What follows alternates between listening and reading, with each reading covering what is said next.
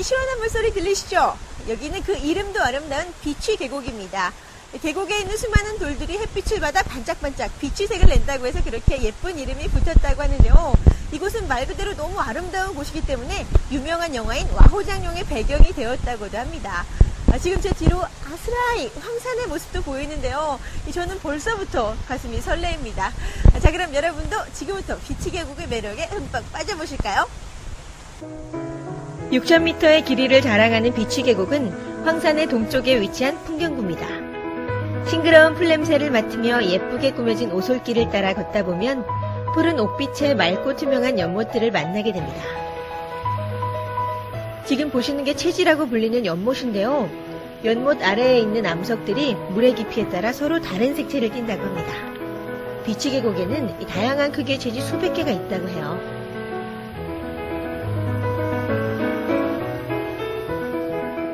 와호장룡의 촬영지였던 울창한 수풀림과 대나무 사이로 난 오솔길까지 정말 기분이 맑고 상쾌해졌는데요. 그래서인지 비취 계곡은 현지인들에게도 아주 사랑받는 산책 코스랍니다.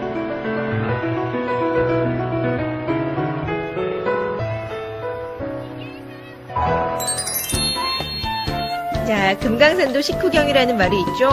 황산을 제대로 둘러보기 위해 먼저 황산 풍경구 앞에 있는 한식당에서 삼겹살을 먹었습니다. 황산에서 자라는 토종 돼지라 그런지 육질이 쫄깃하고 담백한 게 정말 맛있었습니다. 자, 그럼 이제 맛있게 먹었으니 본격적으로 황산을 둘러보러 가실까요?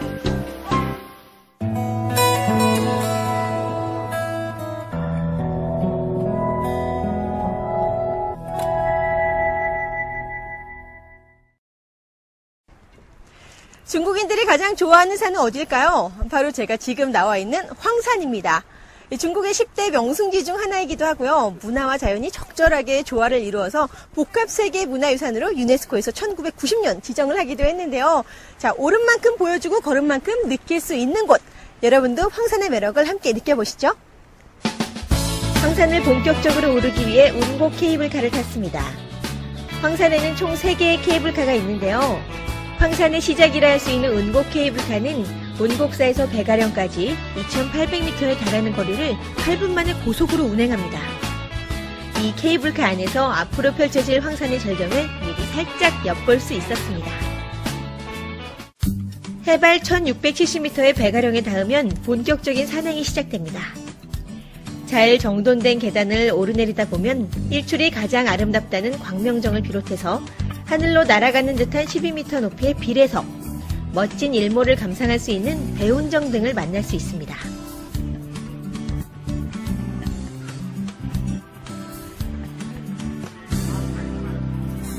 기송, 기암, 운해, 온천. 황산에서 유명한 이 4가지를 황산사절이라고 하는데요. 특이한 소나무와 괴상한 돌, 구름바다가 만들어내는 절경이 정말 아름답기 때문이라고 합니다. 무석불송, 무송불기. 황산에 돌이 없으면 소나무가 아니고 소나무가 없으면 기이하지 않다는 말인데요. 황산의 소나무들은 특이하게도 해발 800m 이상인 곳에서만 자란다고 합니다.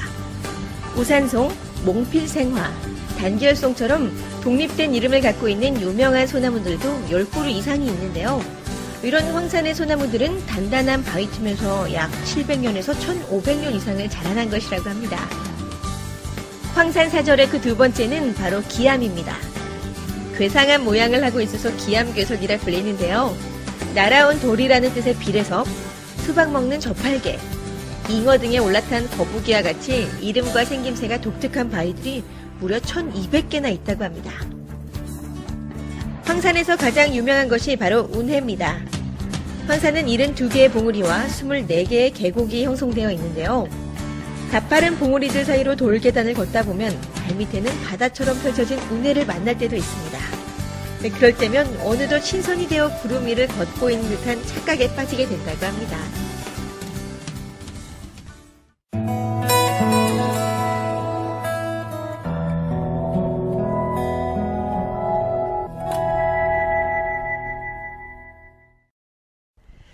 자, 여러분 어떠세요? 이곳이 바로 황산 여행의 하이라이트라고 할 수 있는 서해 대협곡입니다.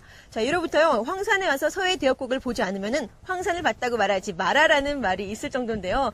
깎아놓은 듯한 기암괴석, 그리고 절벽 옆에 가느다랗게 나 있는 계단길. 게다가 이 제가 서 있는 계단길은 허공에 떠 있다는 생각을 하니까 살짝 겁도 나는데요. 하지만 이 두려움쯤은 눈앞에 펼쳐진 멋진 광경으로 물리칠 수가 있습니다. 정말 너무나도 아름다운 풍경이 제 눈앞에 펼쳐지고 있습니다. 1979년, 당시 황산에는 케이블카도 없었는데요. 그 당시에 험한 길을 마다 않고 등소평이 직접 황산에 올랐다고 합니다. 그때 배운정에서 서해 대협곡을 바라본 등소평은 서해 대협곡의 아름다움에 감탄하여 개발을 지시했다는 이야기가 전해지는데요.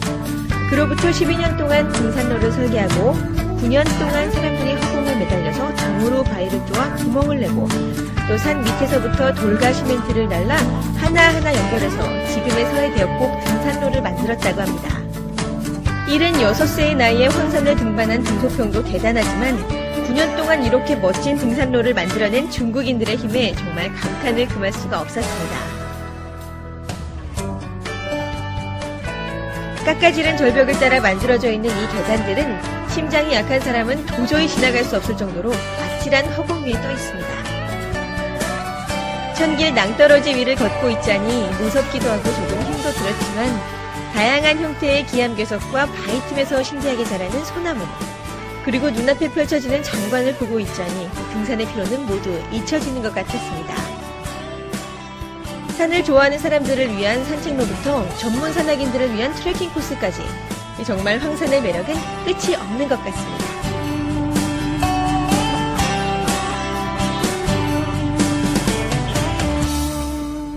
자, 여러분, 저와 함께한 황산 여행 어떠셨나요? 기암과 기송, 운해가 만들어내는 절경은 황산 최고의 비경이라고 할 수 있는데요. 자, 저는 너무나도 아쉽게 여기에 와서 운해는 보지 못하고 갑니다. 그래서 개인적으로는 꼭 다시 황산에 방문해서 그 멋지다는 운해를 보고 싶은 욕심이 생기는데요. 여러분이 황산에 오실 때는 이 모든 비경을 한꺼번에 보실 수 있을 거라고 생각합니다. 자, 개인적으로 황산에 올랐던 기억은 너무나도 특별하게 제 평생 오래오래 남을 것 같은데요. 여러분도 황산에 꼭 방문하셔서 자연이 만들어낸 걸작, 황산을 만나보는 기쁨 꼭 느껴보셨으면 좋겠습니다.